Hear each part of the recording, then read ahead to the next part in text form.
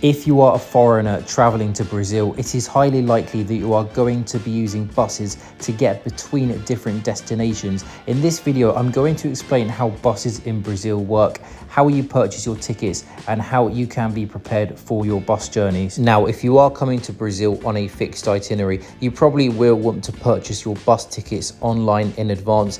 And because Brazil is a big country, there are multiple bus companies that you can use. There is Guanabara, there is 1001, Progresso Bus, Catedral, Flixbus, Cometa. There are lots of different companies, but the problem you're going to face as a foreigner in Brazil is this. If you try to go on the bus company's websites directly to book your tickets, you probably won't be able to, because it's likely that you're going to have to enter a Brazilian CPF number, which is essentially a Brazilian tax identification number. You probably won't have one of these as a foreigner. I mean, you can actually get one before your trip to Brazil. You have to go to this website here and then you book an appointment with the Brazilian embassy in your home country. But the reality is that most foreigners going to Brazil won't have a CPF, and you probably won't have one as well. So if you do want to buy bus tickets in advance online in Brazil, you're going to have to use a third-party website, and the website that you want to use is BusBud. Now, of course, because it is a third-party website,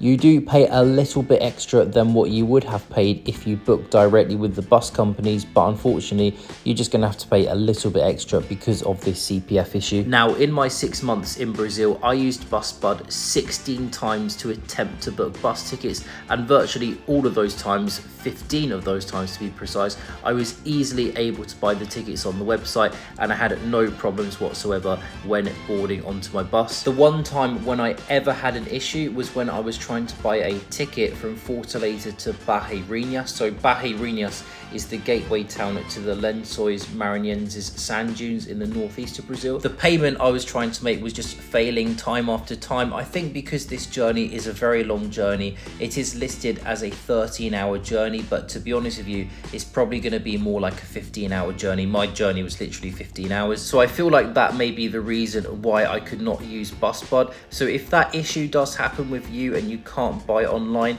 you've got a couple of options. So you could either go to the bus terminal that you're leaving from and buy your bus tickets there. However, the problem is if you do need to get a particular bus at a particular time, the ticket may be sold out. So I would recommend getting to the bus terminal a few days, maybe a week or so before the journey you want to get, and this gives you a better chance of getting the ticket that you need to get. The alternative option is that you befriend a Brazilian and you get the Brazilian friend of yours to go onto the bus company website and buy the ticket directly with their CPF number. But as I said, this issue only happened once. Virtually every single time BusBud worked fine, and actually I think one of the reasons why it may not have worked for this journey to Barreirinhas is because the bus terminal in Barreirinhas is not even a bus terminal, it's basically a gas station. This clip here is literally where the bus stops, but from major city to major city, you should not have an issue using BusBud. Now, in terms of whether you need to print off your bus tickets if you buy them online,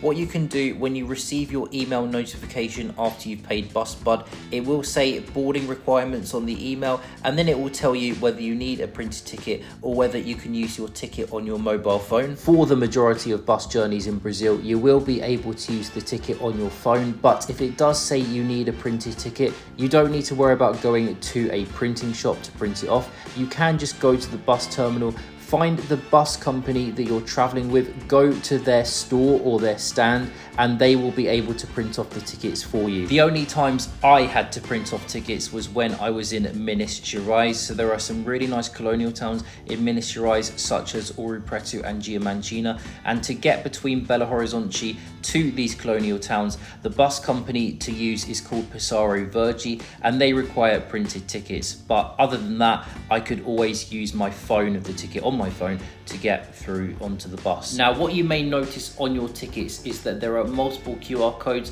So you're going to notice that there is a QR code to access the embarking area. It says here, utilize this code to access the embarking area. So when you go to these big bus terminals in the big cities in Brazil, what you're going to notice is that you have to get through barriers to go to the embarking area to board your bus, or sometimes it's just a couple of security guards. You have to show them this QR code and then they scan it, or if there are scanners there and barriers there. You just put this QR code on the scanner and then you can enter the embarking area. Once you're in the embarking area, you can then go and find the platform that you need to get to. Sometimes on these tickets on your phone, it will give you a rough indication of what platforms you need to get to. For example, this one you see on the screen here. If your ticket does not tell you roughly which platform you need to get to, just watch out for the big screens at the bus terminal. They should tell you the platform you need to get to. Or if not, you can ask an employee who is working for the bus company that you're traveling with. Another thing that you may be wondering, do you need to pay a fee in cash to bring your luggage on board onto the bus? No, not in Brazil, at least for domestic bus journeys within the country. If you've ever traveled to some Balkan countries in Europe, you'll know that you have to pay sometimes €1 or €2 in cash for them to let you bring your suitcase on board. Otherwise, they don't let you bring your suitcase on. Not in Brazil though, the price of luggage is included in your ticket. When you hand over your suitcase or your backpack to the luggage guy to put on the hold on the bus, he will give you a sticker. He will put a sticker onto your luggage, but he will give you a sticker with a number on it. Do not lose that sticker. Do not lose it, because you need that sticker when you leave at your destination and collect your luggage from the luggage hold. You have to give that sticker to the luggage man and then he will give you your luggage. If you lose this ticket, you can be in a bit of bother trying to claim back your suitcase. This is a security measure to protect passengers' luggage. Now, just before you get into the bus itself, you will obviously have to show the driver your ticket, and also make sure you have your passport on you, because you will need to show him your ID. Now, once you are on the bus and the bus is actually moving and you're traveling, don't put your passport or your ID away hidden in a bag. Keep that ID near you, because the thing is, there is a small possibility that your bus could be pulled over at a police checkpoint. This happened to me once out of my 16 bus journeys. So what happens is the bus gets pulled over, a couple of police come on board, you've got to show them your ID. They may ask you where you're going and what you're doing in Brazil. I remember the police officer telling me I speak no good English. So the good news is, if you don't speak Portuguese, these police officers probably don't speak good English, so you're not going to get any difficult questions. They're just going to look at your ID and maybe ask you what your destination is, so you don't have anything to worry about, unless you're a criminal. Of course, you do have something to worry about in that instance. Furthermore, if you are traveling on a long distance bus journey, anything over 6 or 7 hours, you may be wondering whether you need to stock up on food on your journey. Of course, I would recommend bringing on water and hydration, but as for food, you don't need to. The great thing about these long distance bus journeys in Brazil is that they do take lunch and dinner breaks at service stations, and in these service stations they always have buffet restaurants and normally a little bakery and a supermarket, so you don't have to worry about bringing loads of food on board with you before you board your bus. What usually happens is that when you enter these service stations, you get given these consumption cards, and then every time you want to buy something, you give the employee this card and they scan it, and then you pay for everything at the end just before you leave the service station. Another thing that is worth noting is the length of time that your bus journeys take in Brazil. So I have a bit of a golden rule. Obviously, when you buy your bus ticket, it will give you an estimated time of arrival, but my golden rule is this: add 2 hours to it. So if your ticket says it's going to be an approximately 10-hour journey, it's probably going to be more like a 12-hour journey. For short distance bus journeys of 1 or 2 hours of length, just add on an extra half an hour or 1 hour. But for the long distance ones, I would always add on 2 hours to your itinerary, because yeah, they're probably going to be longer than the estimated time. Of course, you have to factor in traffic. You've got to factor in the lunch and dinner breaks.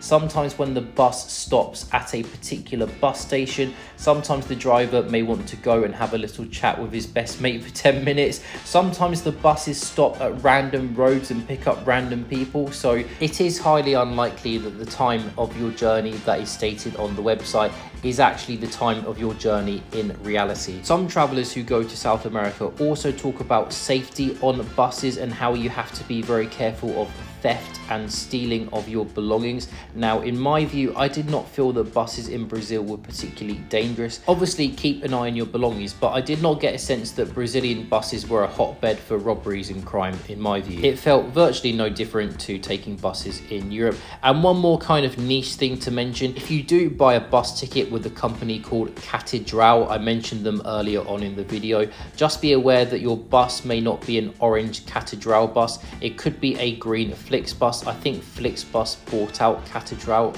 I'm not too sure, but maybe that's what's happened. Now, if you have traveled by bus in Brazil, do let me know your experience. What would your tips be for tourists coming to Brazil who are planning to travel by bus? Hopefully you have found my tips useful today. Do click the like button and do subscribe to my channel if so.